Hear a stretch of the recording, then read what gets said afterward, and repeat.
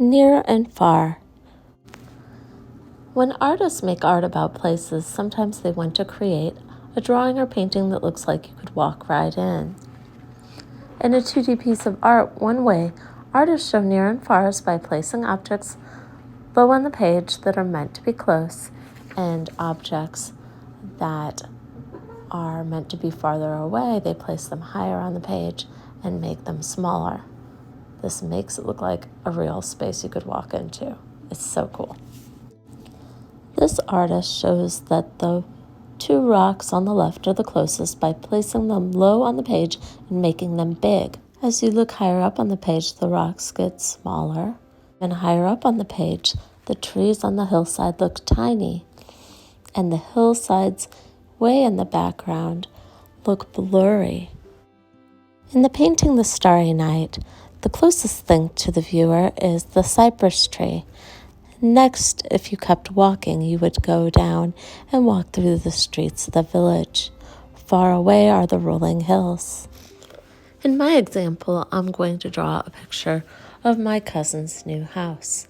She moved into a new house last year, and she loves it because her neighbors are very far away, and she has a lot of space around her. She also got to design her own house with a big deck on the back. Since this is the largest thing on the page, I want it to look the closest.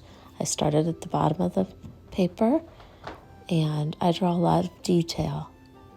I want this tree to be close up like my house, so I started at the bottom of the paper and drew it large as well. Even though the neighbors are far away, their dog still came over to say hi to us. So those are all the things that I'm drawing to make them look near. They're in my foreground.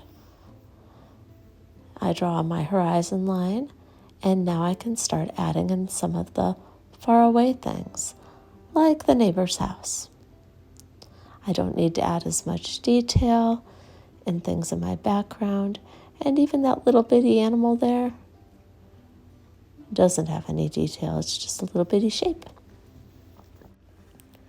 When I add color to my picture, I want my strongest, brightest colors in the front, and then I want to use more soft, muted colors in the back. So I think about, well, markers are really bright, so I'll use a lot of marker on my close things, and I'll use more colored pencil and crayon on the things that are in the distance. Just like when we saw that painting of the rocks, how the hills in the background were kind of blurry. I want to create a softer look in the background.